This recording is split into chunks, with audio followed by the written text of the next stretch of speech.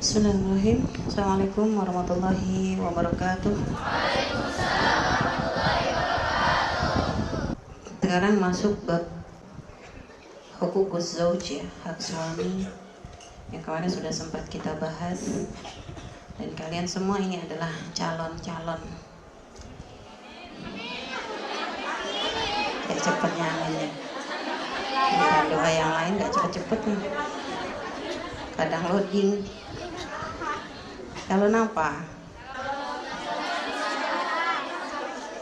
Insyaallah calon istri soleha.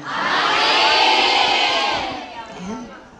Dan kemarin sudah kasih gambaran, ya, bahwa jangan hanya berpikir pernikahan itu indah saja, ya. Ya indah karena memang ada banyak pahala, tapi ya tentu menuju kemuliaan seperti itu ada banyak ujiannya. Karena setan gak akan ridho di saat kita bisa menempuh satu jalan yang untuk menuju ridho Allah. Setan gak akan tinggal diem. Setan akan berupaya terus untuk menjadikan kita itu terpleset, tergelincir, jatuh dalam kubang kenistaan. Na'udzubillah. Semoga Allah menjaga kita semuanya. Sehingga makanya belajar kali ini harus benar-benar kalian fahamkan di hati kalian, ya. Ternyata oh kayak gitu ya. Jadi nikah jangan pikir nanti kalau nikah enak, asik jalan-jalan, makan bakso bareng, ya, ngandok bareng. Tidak seremeh itu.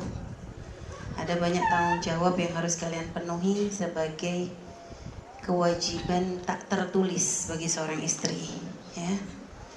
Gak ditulis satu-satu tapi ternyata Masya Allah berat. Baik ya. Kemarin kita sudah nyebutin tentang kenapa kok laki-laki dikasih lebih tinggi dari wanita menjadi qawwam. Ada alasannya. Dan yang harus kalian pahami, ketika suami menjadi qawwam bagi wanita itu qawwamun 'alan nisa, ya, itu bukan makna tinggian pangkat di dunia, tapi ini adalah punya makna gede-gedean tanggung jawab di akhirat, ya. Sehingga jangan sampai kita berprasangka buruk, kok bisa, kenapa, kok ada pilih kasih. Tidak pernah ada pilih kasih, ya. Karena sebagaimana ada banyak nasihat untuk wanita, ada banyak juga tanggung jawab akan dipertanyakan oleh Allah kepada para suami di saat mereka tidak amanah dalam mendidik istri-istrinya. Jadi tanggung jawabnya pun berat. Hanya karena ini memang tadkirah hadramiyah, ya, ringkasan untuk wanita hadrami, maksudnya untuk ya wanita-wanita hadrami, ya untuk semua wanita aslinya. Jadi ya memang nasihatnya lebih mengarahnya kepada kita. Baik, kita lanjutkan lagi, ya. Kemarin kita sudah mengupas tentang firman Allah, ya. Innallaha kana aliyan kabira, akhir, ya. Akhir ayat yang kita baca tentang masalah urusan suami dan istri. Selanjutnya sekarang sudah masuk bab nasihat yang lebih luas lagi. Al-Fatihah habibina Rasulillah Sayyidina Muhammad ibn Abdillah wa ala alihi wa dzurriyyatihi anallahu yuri darajatin fil jannah wa infuna bi asrari man warihim alumin fid dunya wa dunya wal akhirah wa ilal awliya salim masyarikil adil wa ghribi khusus.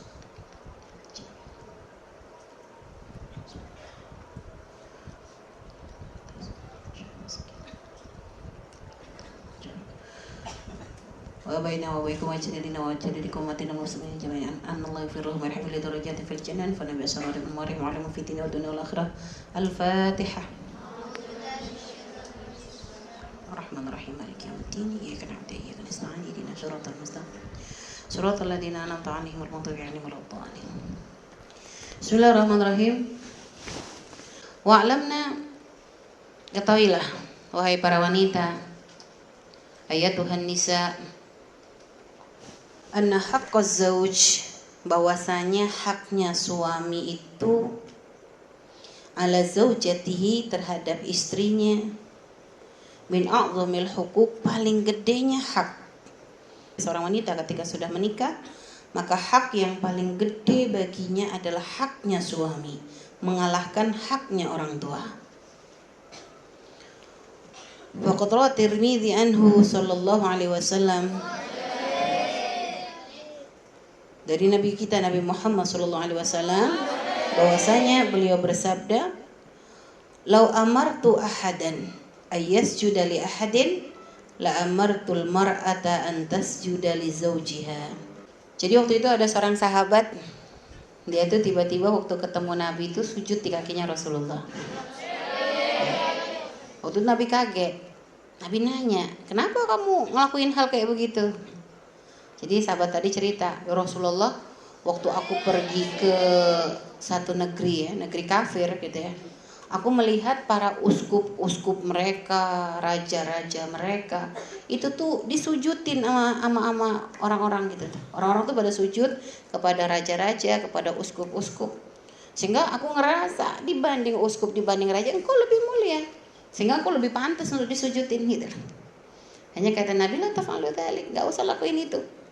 Nah, lalu Nabi menyebutkan hadis ini, karena seandainya, kata beliau, kalau seandainya memang ada sujud kepada selain Allah, maka akan aku perintahkan seorang istri untuk sujud kepada suaminya. Sampai segitunya.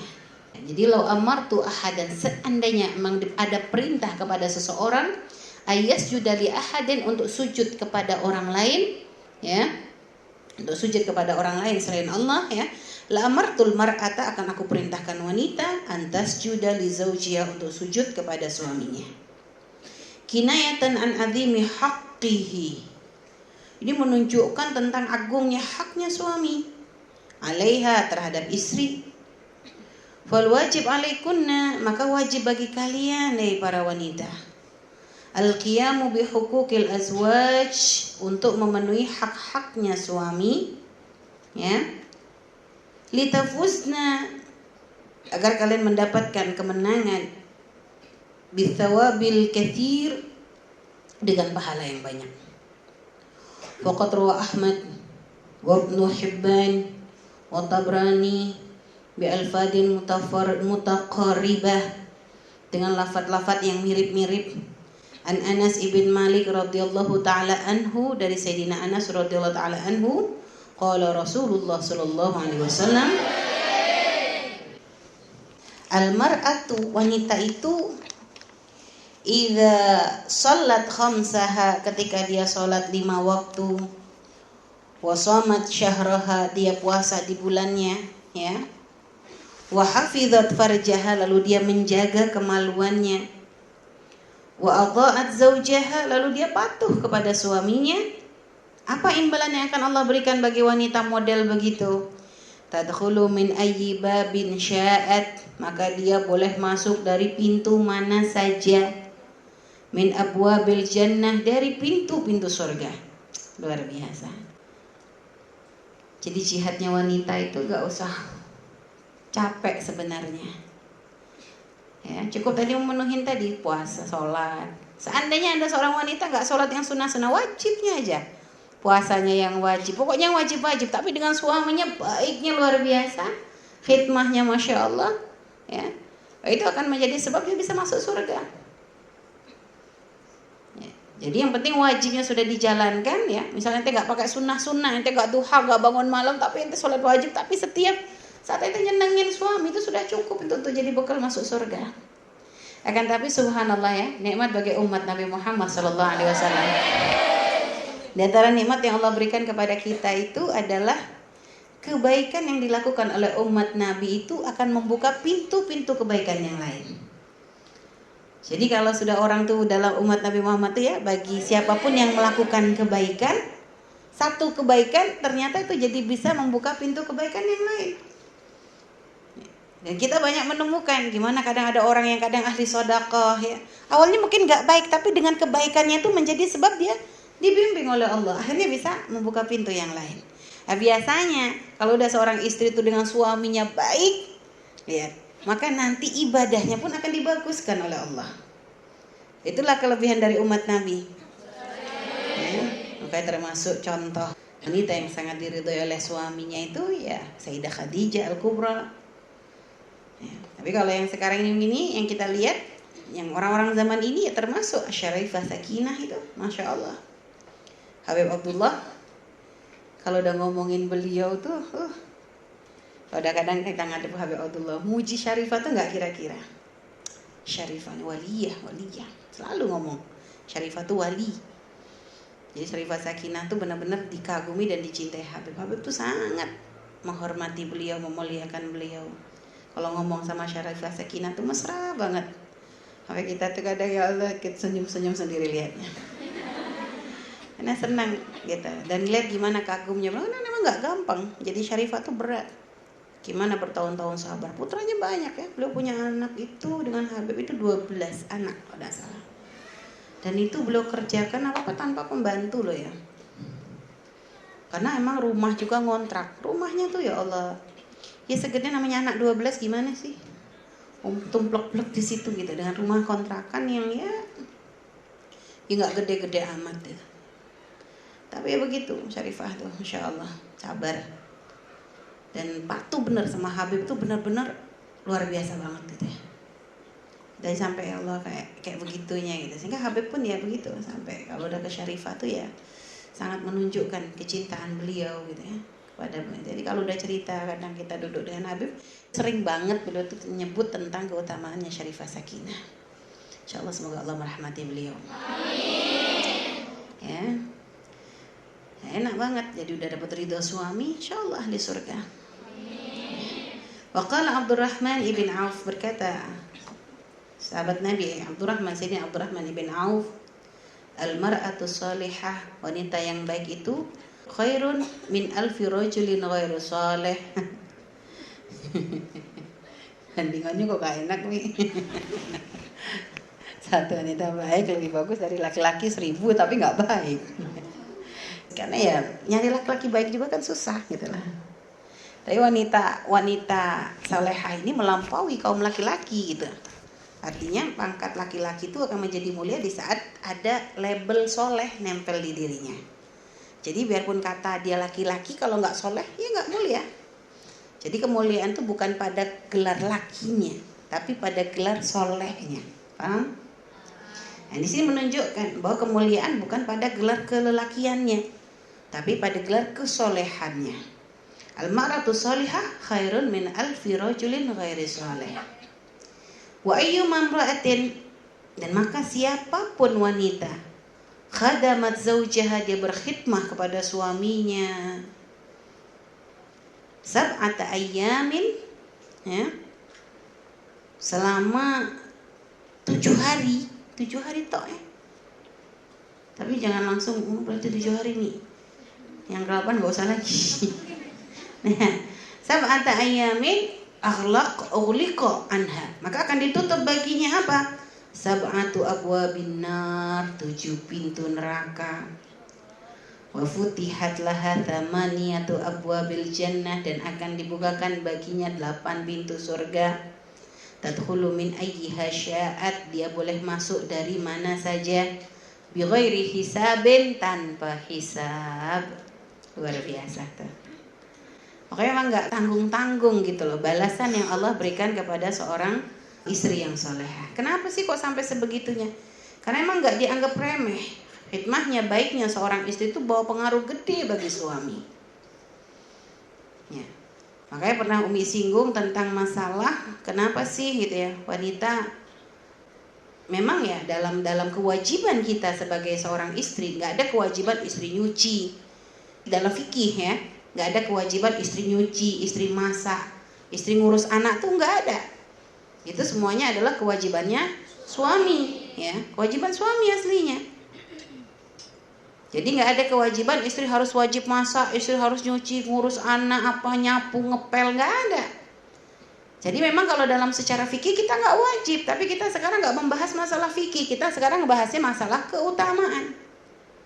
Terus kenapa sih kok gitu Mi syariat tuh? Kenapa kalau nggak kesinambungan gitu? Di sini diangkat kalau sampai khidmah begini pahalanya. Tapi saat suci nggak diwajibin. Itulah menjadikan kenapa pahalanya tuh gede. Karena ternyata ada seorang wanita kadang nggak diwajibin tapi ngelakuin, gitulah. Sehingga makanya di situ mendapatkan pangkat tinggi di hadapan Allah.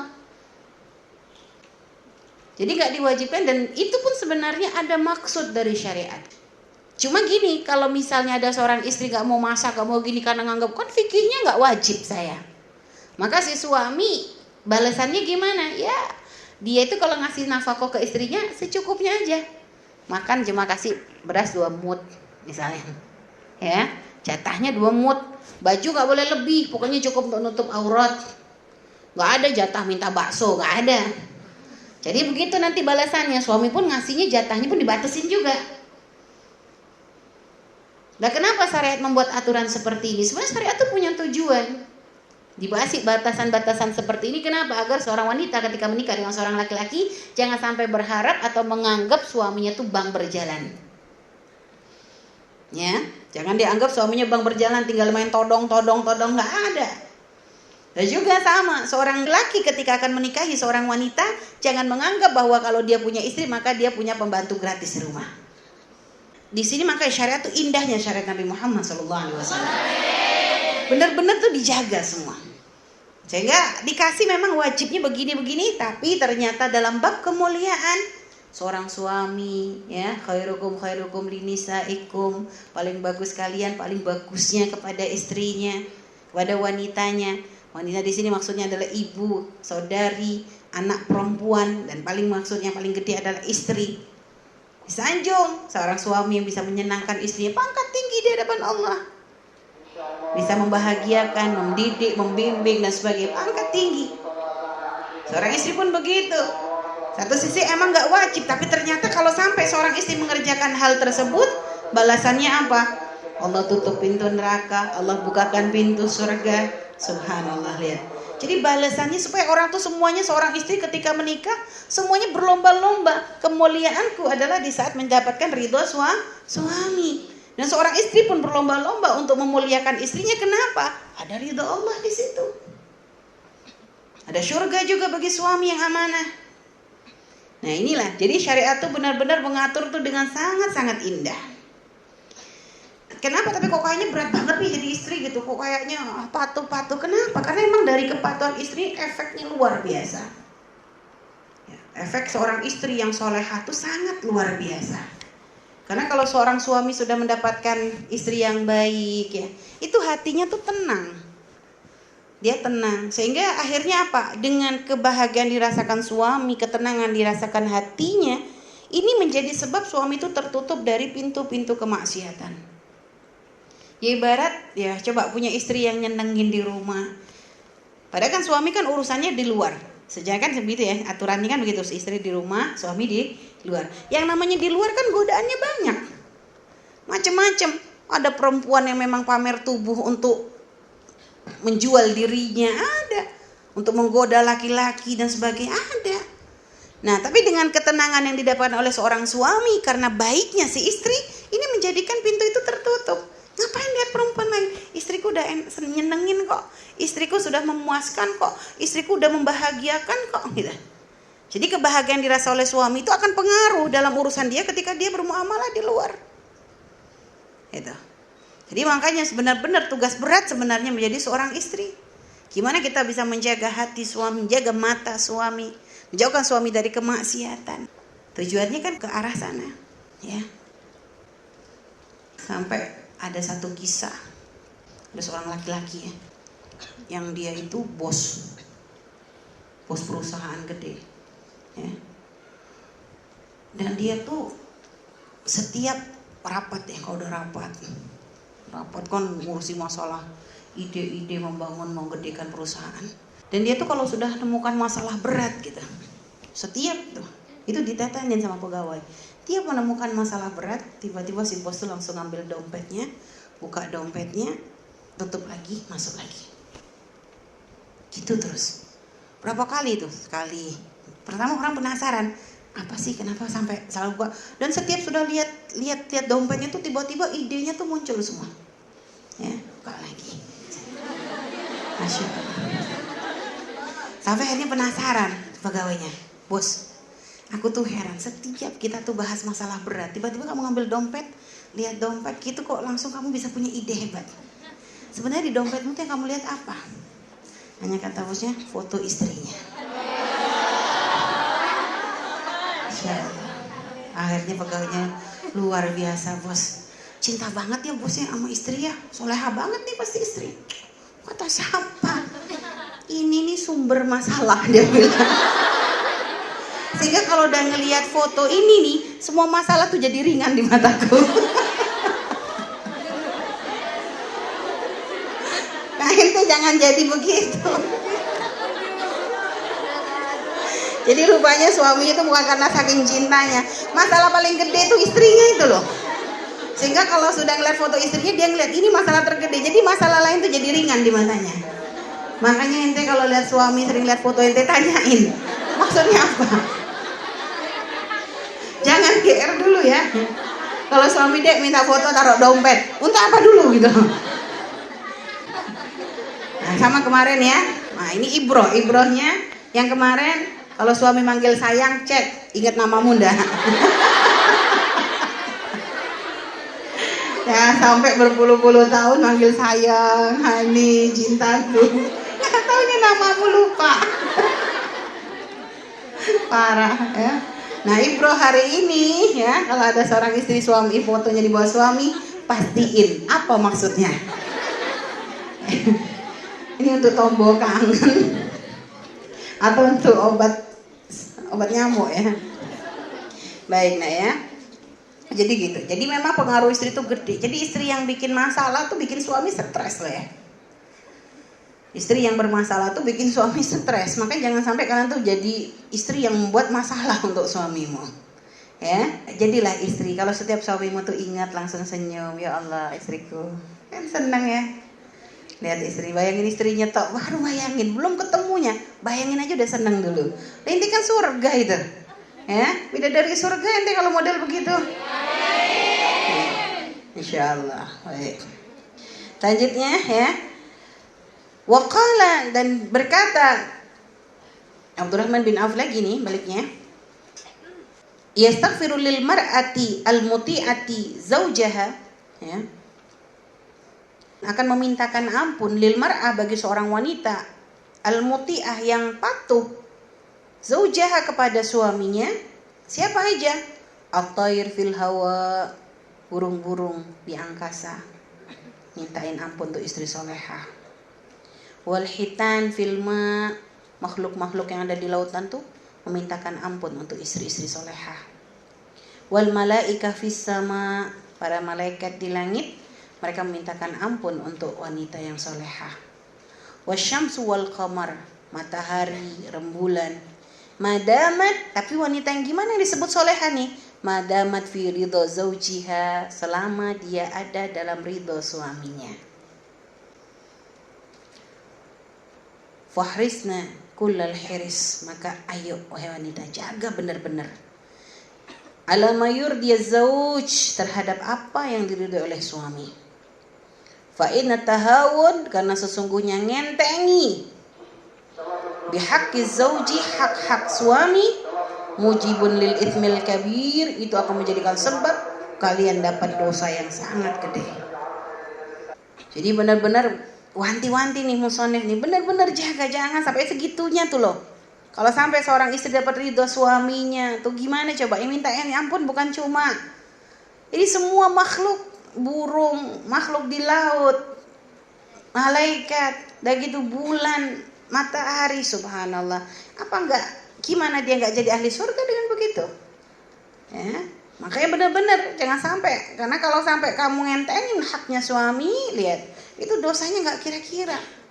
Faqat ruya an Talhah ibn Abdullah, dari Talhah ibn Abdullah radhiyallahu taala anhu, beliau berkata, ayyuma imra'atin, wanita ya, ayyuma imra'atin kalahat fi wajhi zawjiha, siapa saja wanita yang kalahat itu apa? Berwajah masem. Fi wajhi zawjiha, di wajah suaminya, maksudnya di depan suaminya kok masang wajah enggak enak, wajah cemberut, wajah enggak nyenengin, wajah enggak senyum, wajah nyebelin. Maka apa? Fatudkhilu alaihil gham, dan sampai gara-gara wajah istrinya yang begitu tuh membuat hati suaminya tuh jadi kayak pegel gitu loh. Gham, jadi kayak susah, kayak sebel gitu, enggak nyaman dia. Fahiya fi sakhtillah, maka sungguh wanita tersebut berada dalam murka Allah. Ila an tadhaka fi wajhi zawjiha, sampai nanti dia bisa ketawa lagi di depan suaminya. Para istri, ini penyakitnya wanita. Penyakit wanita yang paling sering di depan suami itu masang wajah cemberut. Mungkin nanti enggak lami. Dia belum jadi istri, belum tahu. Ujiannya di situ. Beneran. Istri itu makanya dia bilang, istri itu kadang jadi lebih sensitif. Ente sama teman nyebelin, nanti senyum sabar. Tapi ke suami belum tentu sabar. Umi ngomong gini bukan nakut-nakutin, mempersiapkan hatimu biar kamu nanti, oh iya ya bener omongan Umi. Jadi kamu bisa ngelawan. Umi sendiri ngerasakan, kok gitu ya, perasaan kok jadi sama suami jadi kayak lebih sensitif gitu. Perasaan hatinya tuh jadi gampang, apa ya, jadi perasaan jadi gampang. Ya karena ada ngalemnya kita itu ke suami. Sehingga kadang suami gak pengertian dikit, langsung bawaannya langsung marah, langsung cemberut, langsung ngambek. Gak sadar kadang kita sebagai istri itu bahwasanya di balik ngambeknya kita tuh ada murka Allah. Ya. Makanya harus dilawan. Yang pernah ngerasa jadi istri ya sudah. Mana yang sudah zuat-zuat coba? Yang sudah zuat-zuat ngerasa enggak? Kalau kadang ke suami jadi gampang lebih cemberut, hah? Ya, suruh tanyain pengalaman jadi istri. Karena memang begitu lebih sensitif gitu. Kadang dengan orang tuh bisa sabar ya.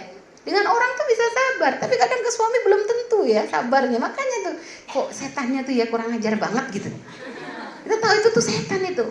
Makanya jadi lawan. Dan ketahuilah nak ya, suami itu paling sebel kalau sudah istri itu cemberut. Makanya ente jangan masang muka cemberut, paling sebel. Kalau ada sesuatu mending ngomong, tapi yang bagus. Enggak ngomong berharapnya suami ngerti. Cemberut toh, ente. Itu Buya pernah ngomong, udah suami istri cemberut tuh paling gak betah di rumah.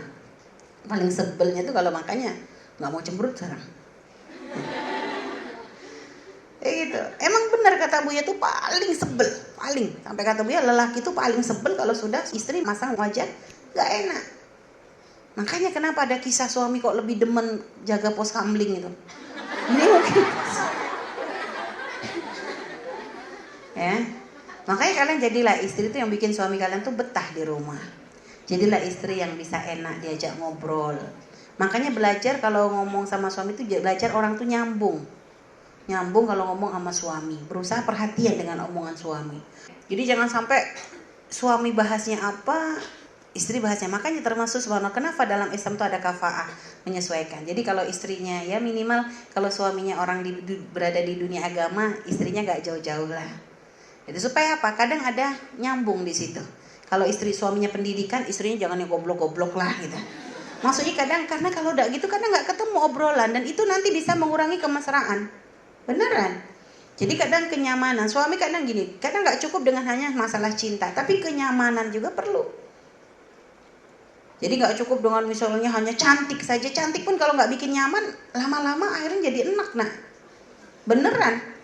Itulah. Jadi kadang nggak cukup dengan hanya modal cantikmu, tapi gimana kamu tuh bisa menghidupkan suasana. Jadi masih kalau suami ngomong yang nyambung. Misalnya suami nih lagi bahas apa gitu masalah yang sedang rame kasus begini, misalnya masalah ya karena mungkin suamimu adalah seorang ustadz misalnya ya. Dia membahas tentang masalah hal-hal yang berkaitan dengan agama. Ya kamu tanggepin dulu. Jangan murah-murah suami bahas ini kamu langsung cerita, "Mas, harga cabai naik lagi." Nanti dulu bahas bumbu tuh. Gitu loh. Jadi kalau memang kamu pengen ngerubah obrolan, ada waktunya. Jadi jangan suami ngomong gini, kamu ngomong gini. Akhirnya suami ngerasa kok gak nyambung banget kalau ngomong sama istri. Jadi kita berapa kali menemukan kasus beberapa suami itu kadang gak betah dengan istri karena istrinya gak nyambung diajak ngomong. Itu makanya akhirnya lihat dari ketidaknyamanan dalam komunikasi, makanya kadang menjadikan suami lebih senang ngobrol sama temannya. Suami kadang lebih senang kumpul di luar. Jarang mau duduk sama istrinya. Kenapa? Setiap ngomong gak enak kok, gak nyambung kok. Jadi biasakan nyambung obrolan. Jadi ada komunikasi enak antara kamu dengan suami. Dan juga usahakan suami istri jangan membahas orang lain. Ya, usahakan karena membahas orang lain, menggunjing orang lain itu menjadi hilangnya berkah dalam rumah tanggamu. Jadi jangan dalam rumah tangga tuh membahas ini, membahas tetangga, membahas apa, pokoknya bahas-bahas tidak usah. Jadi kan pembahasan yang maslahat. Bahasan gimana untuk pendidikan anak-anak, bahasan masalah kemaslahatan umat. Jadi begitu berkah. Jadi jangan hanya mikirin masalah kesenangan pribadi aja. Ternyata dari obrolan pun itu bisa jadi sebab keberkahan dalam rumah tangga. Baik kita ya. Warawa Ibnu Asakir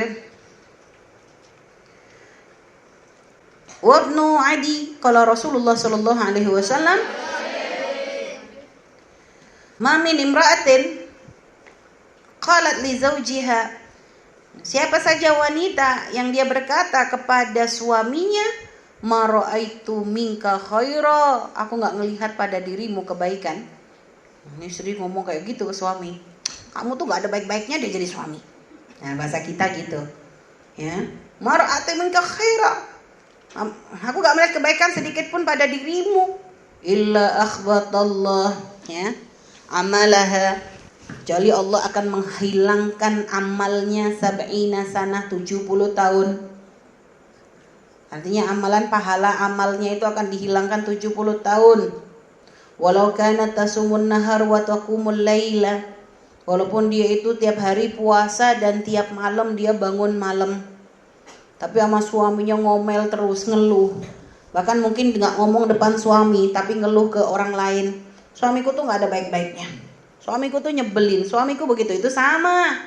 Makanya hati-hati, jangan biasa curhat ke orang lain masalah rumah tanggamu. Ya, ini sekarang zaman wanita senang curhat, status isinya curhat toh. Suaminya terus dijelekan, nggak ada bagus-bagusnya punya jadi suami.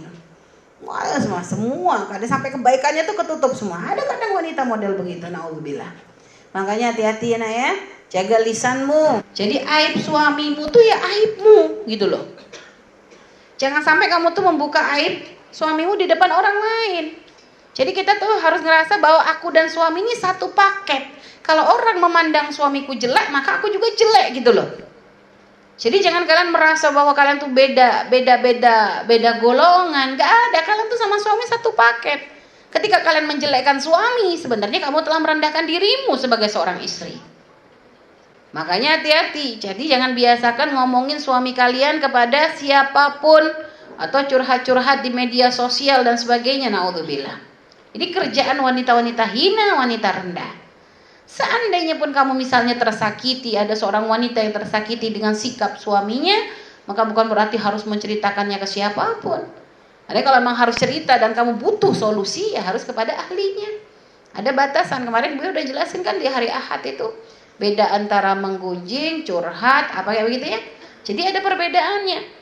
Jadi jangan gampang-gampang ceritakan, emang penyakitnya wanita tuh gitu. Kalau lagi senang pengen semua orang tahu dengan kebahagiaannya. Giliran lagi susah, semua kayaknya dunia tuh pengen dibisikin semua. Pengen semua orang tuh tahu kalau dia lagi susah. Itu penyakitnya wanita. Makanya hati-hati dalam menjaga lisan. Jadi jangan sampai mengungkapkan atau merendahkan suami kita, walaupun misalnya mungkin suami kurang baik. Tapi ya jangan sampai langsung mengatakan gak ada baik-baiknya suamiku, naudzubillah. Karena Allah gak menciptakan manusia itu dengan semua kekurangan. Ada pasti kelebihannya. Kok ternyata kita belum menemukan, bukan berarti karena dia gak punya kelebihan, tapi kitanya belum melihatnya. Atau mungkin karena kita kurang syukur jadinya gak nampak. Karena kadang ketidaksyukuran seorang manusia dia menjadikan nikmat segede apapun di depan matanya gak kelihatan. Jadi gak boleh sampai mengatakan suamiku gak ada bagus-bagusnya, gak ada baik-baiknya, gak ada kelebihannya. Wah, itu penyakitmu. Bukan karena suamimu gak ada kelebihan, matamu gak bisa melihat. Matamu buta. Dan kenapa sebab matamu buta? Karena di hatimu tidak ada rasa syukur terhadap nikmat yang Allah beri. Jadi kunci, syukuri. Seperti apapun suamimu, karena dia sudah dipilih oleh Allah untuk menjadi imammu, maka syukuri. Kalau sudah kamu mendapatkan seorang suami, tutup matamu dari lelaki yang lain. Jangan dibandingkan. Biarpun misalnya kamu kawin massal 3 pasang, udah gitu yang milihin Buya lagi. Oh, Buya milihin yang tuku hitam, kamu tuh putih ya. Itu jadikan itu awal mula sudah gak bisa syukur itu.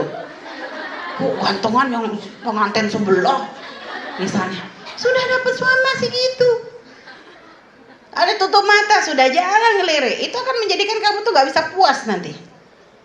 Dan kalau mencari orang lebih bagus sih gak ketemu-ketemu, nak. Di atas langit ada langit gitu loh, nggak ketemu. Jadi sudah, artinya ini sudah Allah pilih, ini sudah qadarullah, takdir Allah, sudah terima. Qanaah kalian di situ, syukuri. Mungkin hitam tapi lebih manis misalnya. Mungkin ini tapi lebih kelihatan lebih sabar. Tapi jadi selalu berusaha untuk apa ya? Kalian tuh untuk melihat dari sisi positifnya aja, ya.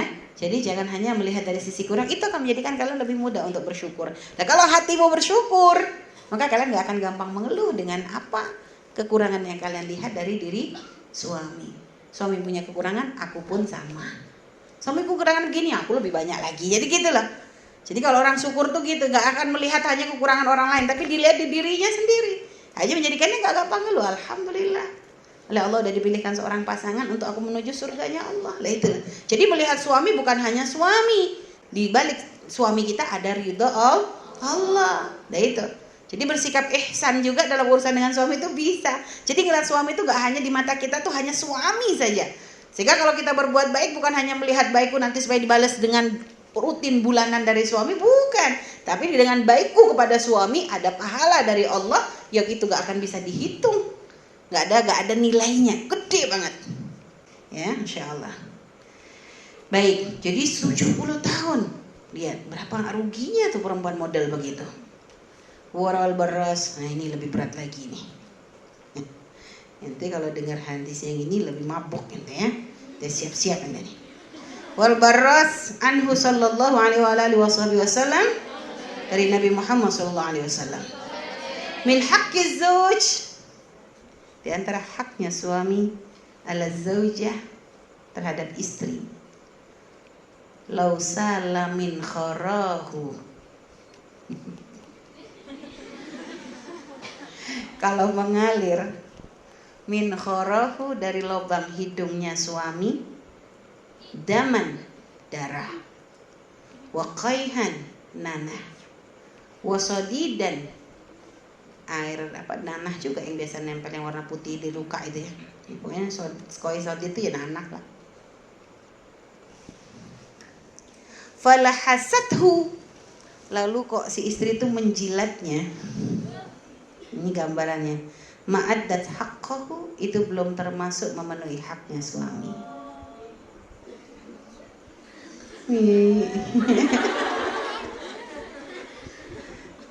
Ayo, mau daftar jadi istri? Jangan.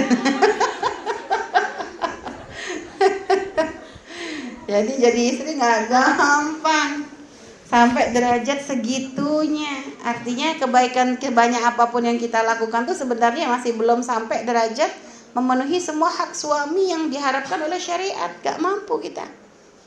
Apalagi gak menjalankan. Apalagi istri yang masih suka ngambek.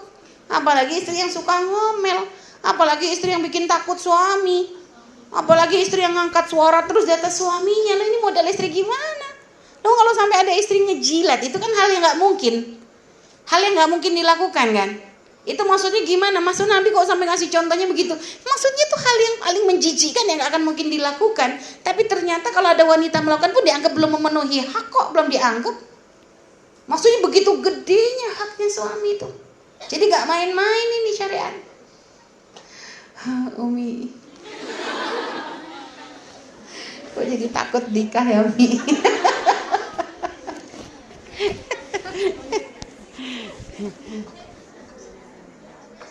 Soalnya santri Al-Bahjah tuh Masya Allah ya, kalau disuruh makan sama disuruh zuat lebih cepat disuruh zuat. Ini berapa kali ya ngomong ke anak-anak yang khos ikut Umi itu kan, suruh makan, banget makan. Ya Umi gak makan. Ente tuh kalau suruh zuat sama makan cepetan suruh zuat. Kalau zuat terus Umi buya langsung gitu. Giliran makan banyak molornya. Diajak makan susahnya sampai kadang teriak-teriak dulu memang lah. Ayo, dengar. Ayo masih cepet nih. Ngerat ya. Makanya Umi juga waktu baca hadis ya Allah. Tapi alhamdulillah udah telanjur nikah, alhamdulillah. Jadi gitu nih kalian nih yang belum zuat-zuat nih.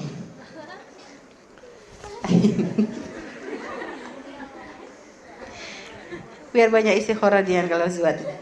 Nanti kalau jadi istri bener-bener nggak pakai ngambek, setiap ngambek ya Allah, jilat Nana aja belum cukup.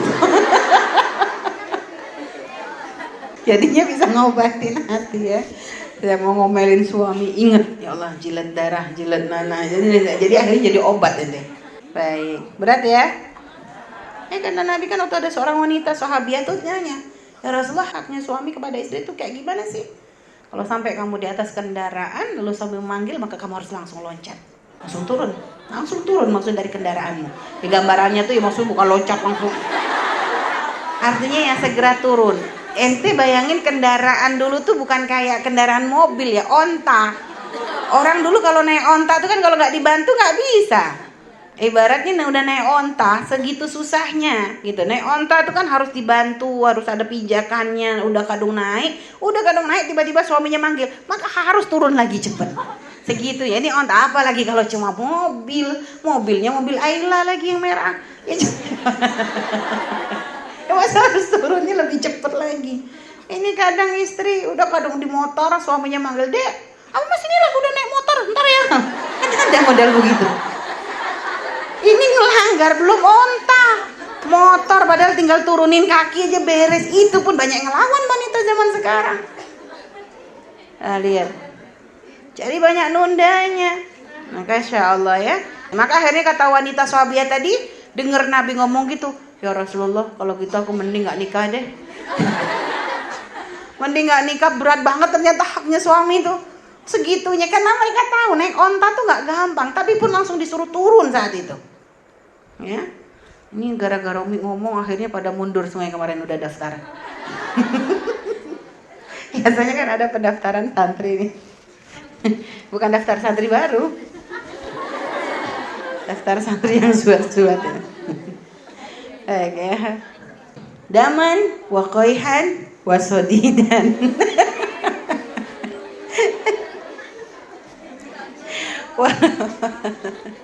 Warwa Tabrani, diriwayatkan oleh Imam Tabrani, hakuz zauj 'alal mar'ati. Haknya suami terhadap istri itu apa aja sih? Allah tahjura firasyahu. Jangan menghajar firasnya. Menghajar itu ya bukan hajar ya. Menghajar itu jangan misah tempat tidur. Ya. Nah ini termasuk, makanya Syarifah Sakinah kan cerita termasuk nasihat beliau tuh ya gitu, jangan pisah tempat tidur.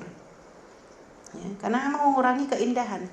Pisah ranjang dengan suami itu akan mengurangi keindahan. Makanya jangan dibiasakan, karena ada suami kadang sama istri kamarnya masing-masing. Apalagi kadang kalau udah punya anak, ya nyusuin nggak mau sekamar sama suami, nggak. Kata Syarifah, walaupun punya anak, tapi nanti anaknya gimana? Pernah waktu itu kita nanya ke Syarifah, tapi nanti anaknya rewel. Syarifah, anakmu nanti ada. Tapi tetap untuk suami jangan, gara-gara anak akhirnya suami dicuekin. Karena kita menemukan banyak kemesraan suami istri itu berkurang gara-gara anak. Dulunya panggilannya sayang-sayangan, gara-gara anak jadi mama papa. Kan berkurang. Lebih mesra sayang dong dari mama papa. Mama papa saingan kita sama anak kita. Ya. Jadi makanya nanti siap, nanti dari sekarang udah mulai mikir nanti kalau punya suami panggilannya apa ya. Saya pikir tuh, dan jangan berubah walaupun itu udah punya anak banyak, punya cucu, udah tetep aja. Tapi ingat jangan sampai lupa nama. Ya, itu. Ya sebenarnya bukan masalah haram. Habib ketika negasin ke Umi Buya waktu itu supaya jangan manggil Umi Buya gitu kan. Itu bukan dengan masalah berkaitan dengan haram. Ada sebagian orang kalau manggil Umi nanti haram karena apa namanya? Kayak dihar. Nah, itu bukan kita bukan bab itu. Kita paham kalau manggil Umi Buya enggak kira mau Anda bayangin uminya atau bapaknya ya enggak. Hanya mengurangi kemesraan gitu. Kalau Habib dari situ. Ente kok manggil gitu, maka Habib itu tahu memang Buya manggil gitu marah. Salah kata beliau.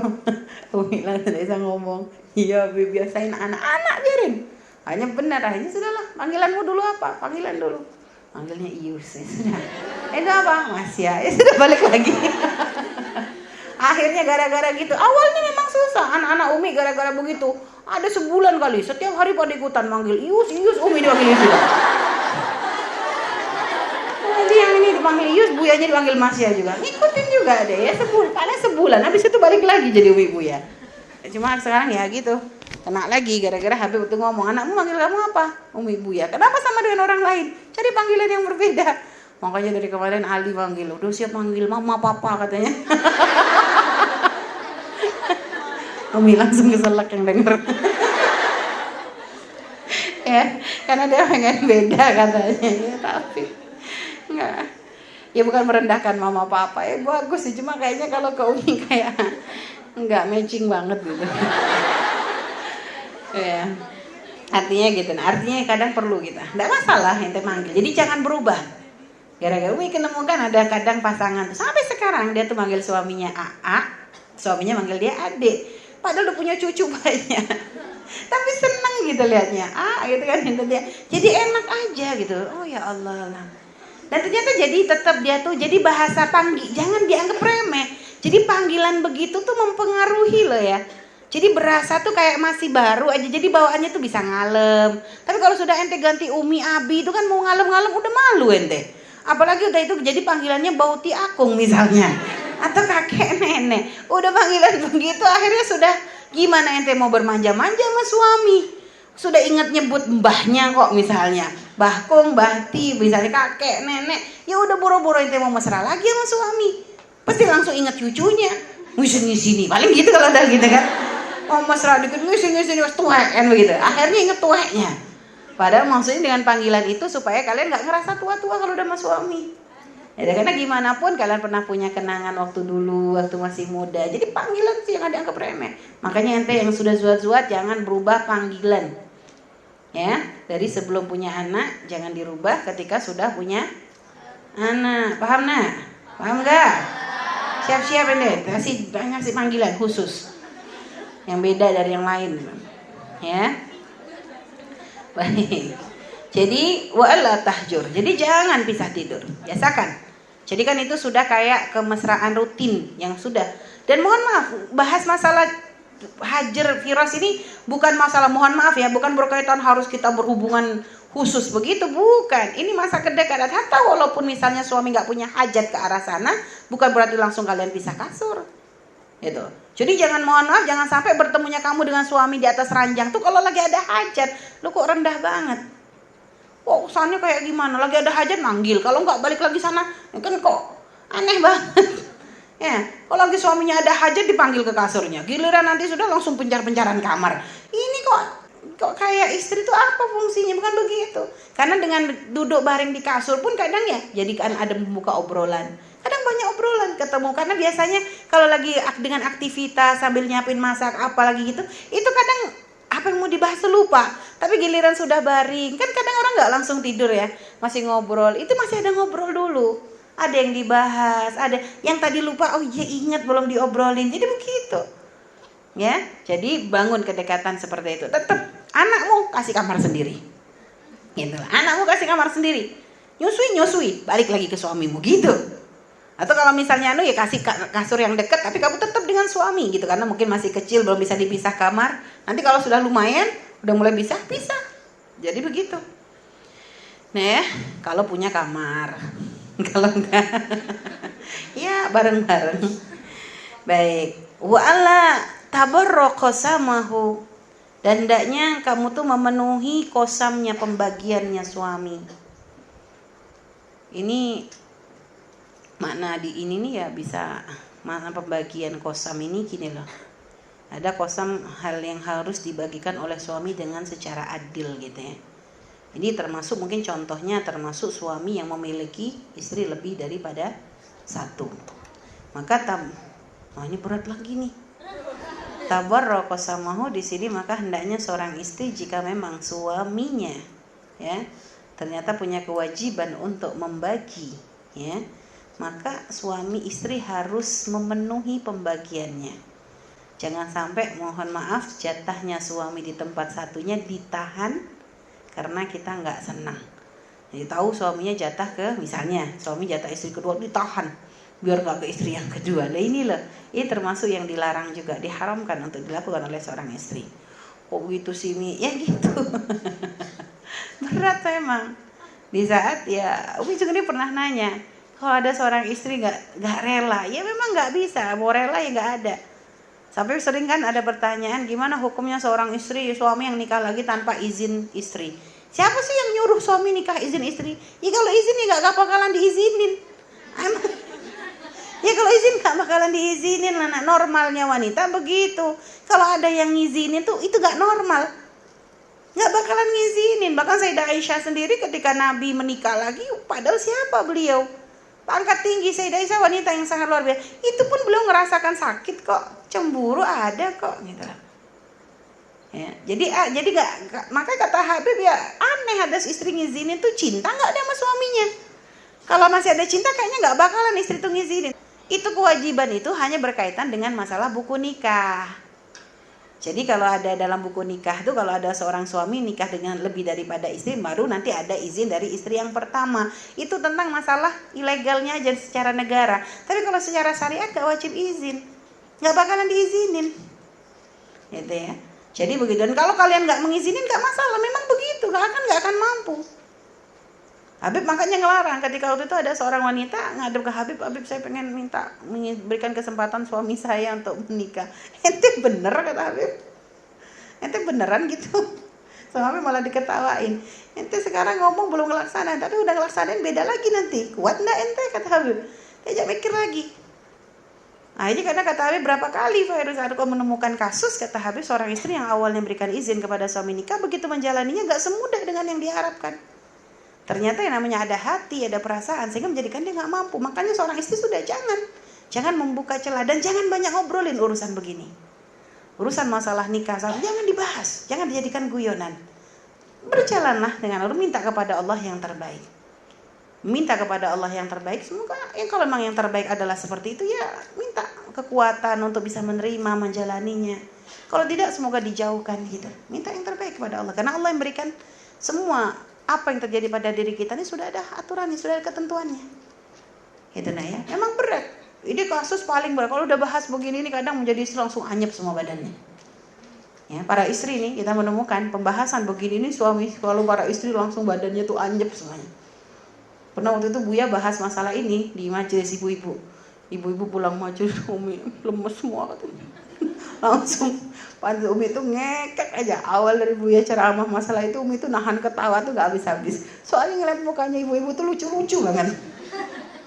Mukanya tuh langsung, mukanya gak ada ceria. Mukanya tuh gini kayak orang tuh.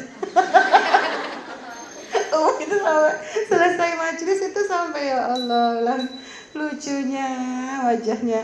Ya memang rata-rata memang seperti itu. Nah makanya sudahlah, itu gak usah pusing. Ini hanya nasihat, artinya kalau memang sudah ada seorang suami yang memang seperti itu, ya seorang suami yang begitu, maka seorang istri harus siap untuk memenuhi ya pembagian tersebut. Dan kalau ini pembahasannya adalah bukan untuk suami yang menikah, misalnya qasamahu, memenuhi qasam, ini maknanya bisa saja kalau misalnya suami memang istrinya adalah satu, makna qasam di sini memenuhi pembagian yang diberikan oleh suami. Misal, berarti ini nanti berkaitannya bisa dengan nafkah. Jadi bisa maknanya tuh double. Kalau masalah ini untuk suami yang menikah, berarti makna qasam pembagian antara istri pertama dan kedua, maka harus adil. Jangan sampai ada seorang istri lebih pengen merongrong suaminya daripada yang satunya. Makanya termasuk ya, makanya sampai seorang istri yang memaksa suaminya menceraikan istri lainnya, itu termasuk wanita yang tidak akan bisa mencium bau surga. Sampai sebegitu.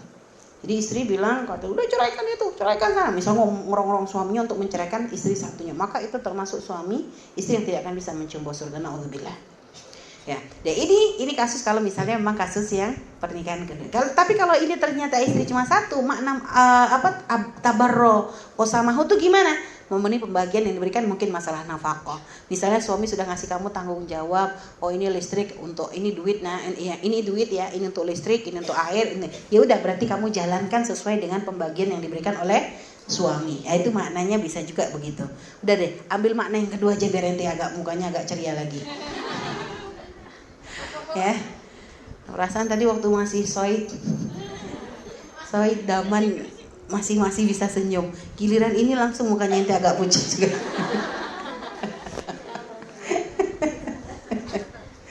Baik ya. Jadi gitu nah ya. Jadi yang amanah ngatur keuangan suami itu amanah. Jangan sampai kamu jadi istri khianat. Kalau memang belum ada jatah baju, jangan motong jatah listrik untuk bajumu. Ya. Jadi ya sudah sabar. Selagi masih kamu punya baju, gak usah ngotot. Jadi kadang ada istri ini dengan ngatur keuangan tidak pintar. Makanya paling hati-hati ente masalah ngatur keuangan. Amanah. Kalau kata suamimu ente adalah untuk sekolah anak, simpan tuh anak. Amanah. Kalau kamu khianat, dosa, ada Allah. Ya. Jadi kalau sudah kata suami pembagiannya sudah suami atur, maka kamu harus menjalankannya sesuai apa yang diatur oleh suamimu. Tapi kalau suamimu memberikan secara bebas, maka kamu harus mengatur sebaik-baiknya sesuai dengan keridhaan suamimu. Maksudnya gimana? Suami memang mungkin gak memerinci. Pokoknya dia ngasih di dek uang, nah kamu cukup-cukupin. Nah sudah, kalau ada bahasa cukup-cukupin berarti kamu harus pinter-pinter ngatur dong. Jadi jangan karena suami sudah suami nyerahkan jadi terserah saya. Lu terserah saya tapi jangan tengah bulan langsung nodong lagi. Karena kalau sudah kata suami cukup-cukupin, ya harus cukup-cukupin. Cukup gak cukup ya harus cukup-cukupin. Berarti jangan sampai udah pokoknya terserah saya ngabis, nanti tengah bulan bang duitnya habis. Enak banget kalau model begitu. Ya habis suamimu. Nah inilah. Jadi istri yang tidak amanah dalam masalah ngatur perekonomian dalam keluarga, ini bisa membuka pintu haram. Bahwa seorang suami bisa saja gara-gara istri model begitu, akhirnya menghalalkan berbagai macam cara. Tujuannya apa? Yang penting istrinya gak ngomel, yang penting kebutuhan keluarga cukup. Ya karena ada model istri yang gak jelas begitu. Tiap kasih duit habis. Alasannya belanja sekarang naik semua. Ya gimana gak naik? Dia sebenarnya belanja sehari bisa misalnya 20.000 cukup. Dia beli nasi padang 3 porsi untuk makan siang. Malamnya beli sate 3 porsi, habis lah. Akhirnya jatah 1 bulan ya boro-boro sebulan, 5 hari udah habis. Ada kan model istri begini. Nah, ini kita pernah menemukan. Nah ya kadang-kadang istri gak pinter. Jadi anaknya 3 dikasih duit jajan semua. Gajinya, Umi waktu itu nanya ada seorang yang gajinya tuh kalau nggak salah cuma berapa ratus gitu, 500 aja kayaknya kurang. Punya anak 3. Waktu kita tanya-tanya, gimana anak-anak apa dibikin bekal? Enggak Umi, saya kasih duit jajan, yang ini sekian, ini sekian. Umi langsung hitung-hitungan. Loh anak 3, sehari kalau dihitung keseluruhan 15.000 udah lebih. Kalau kali sebulan udah berapa? 10 hari aja udah 150.000. Anggap kalau sebulan udah 400, kalau 15.000 aja 450.000. Dia punya gaji cuma 500 atau 600 gitu pokoknya. Lah kata kita belum makan, belum yang lain, gimana ini? Nah, ini kan istri gak cerdas. Jadi jajan selalu kayak gitu gimana? Seharusnya dia cari solusi dong. Berarti anaknya jangan jajan, mungkin bisa dia masakin dari rumah, bawain bekal. Jadi begitu, nah, harus pintar jadi istri, harus kreatif. Ya. Makanya kan Umi pernah cerita juga sama kalian. Pernah memang Umi waktu yang Zahro sampai minta, sampai nangis-nangis yang nunu tuh. Ya itu. Umi bukan pikir gak berat Umi. Cuma Umi gak pengen membiasakan hutang untuk sesuatu yang memang bukan urgent gitu loh. Kita gak pengen hutang itu menjadi hobi. Jadi jangan dikit-dikit karena anak minta utang lagi. Nanti istri minta utang lah. Takut jadi kebiasaan. Sebenarnya kalau ngutang bisa aja. Cuma itu bukan urgent gitu, bukan masalah kasus misalnya sakit. Kalau sakit gak bisa kita. Kalau sakit memang harus ada duit, gak ada duit harus maksain karena ini urgent. Tapi kalau sudah gak urgent jangan. Makanya waktu itu sebenarnya duit tuh ada waktu itu Umi itu punya duit sisa 1.000 real Yaman. Cuma Umi punya kebutuhan penting sehingga ya kita gak bisa nurutin. Walaupun kan Umi tuh sampai nangis sama Buya. Sampai Buya tuh waktu itu sama kita tuh beli entah. Artinya nanti gitu, cuma udahlah bismillah, gak usah. Pikir pun nanti paling ya nangis. Bener emang nangis ya semalaman, tapi besok ya sudah keseliwer lagi. Cuma itu ujian bagi orang tua tuh. Kadang berapa banyak orang tua kadang sampai nangis gara-gara anaknya pengen ini, pengen itu. Itu kadang sampai kalau gitu memaksakan di luar dari kemampuannya. Lu lihat. Jadi kadang ada orang tua tuh dalam menyayangi anak salah. Kemarin kita lihat katanya lagi ada viral seorang bapak beliin anaknya pergi ke toko handphone ya, bawa 1 karung duit receh sampai 1 karung dibawa untuk beliin handphone anak. Sebenarnya orang tua ini punya cinta kepada anak, tapi caranya salah. Padahal mungkin kalau anaknya gak kenal handphone lebih aman, tapi bela-belain sampai penjualnya merasa salut. Judulnya digede-gedein, orang tua yang sangat sayang kepada anaknya. Kalau kata kita orang tua yang bahlul banget kalau gitu. Kenapa kok maksain? Anak nggak bisa beli HP kok sampai maksain celengan sampai duit receh 1 karung gitu. Ya tabungan berapa tahun tuh? Coba kalau dimanfaatin untuk yang lebih maslahat, untuk pendidikan dia kayak untuk apa kayak. Mungkin buku sejarah Rasulullah aja belum pernah beliin, ya kan? Jadi kadang orang tua ada yang kadang mencintai anak tuh ya cinta, tapi tidak mengerti caranya. Makanya nanti sebagai ya kalian siap nih, karena kalau sudah jadi istri ya biasa sepakat jadi ibu. Ya. Baik, jadi atur perekonomian sebaik-baiknya. Itu kunci termasuk hampir banyak kasus perceraian Itu biasa kasus-kasus permasalahan yang menjadikan sebab perceraian seorang suami istri biasanya nggak lepas kasus ekonomi, kasus nggak bisa komunikasi. Itu banyak yang kita lihat ya. Jadi masalah ngatur ekonomi nggak bisa, suami mungkin yang nggak bisa, atau istri sebaliknya, ini kadang menjadi sebab perceraian. Udah gitu apa? Nggak ada komunikasi indah antara suami dengan istri, itu juga menjadi sebab banyak kasus perceraian. Makanya hal-hal begini kalian pelajari sebelum kalian masuki dunia pernikahan, pelajari lebih dahulu. Supaya apa? Ketika menikah kamu punya kesiapan. Ketika menikah kamu punya modal, sehingga nanti mana yang baik, mana yang tidak, kamu sudah punya arahnya, punya bahannya, punya dasarnya. Sehingga bisa memilah, bisa memilih, bisa terarah, bisa mengatur. Paham Soleha? Baiknya ya. Wa antuti amrohu, dan hendaknya seorang istri mematuhi perintahnya. Wa alla takhruja illa bi'idnih, dan jangan keluar kecuali dengan izin suami. Wa alla tudkhila ilaihi man yakrahu, dan jangan memasukkan ke dalam rumahnya suami siapa yang dibenci oleh suami. Siapa yang enggak disenangi suami jangan dimasukkan ke rumahnya. Nah, itu adalah hak yang hendaknya dipenuhi oleh istri ya. Hak-hak suami yang harus dipenuhi oleh istri. Wallahu a'lam bishawab.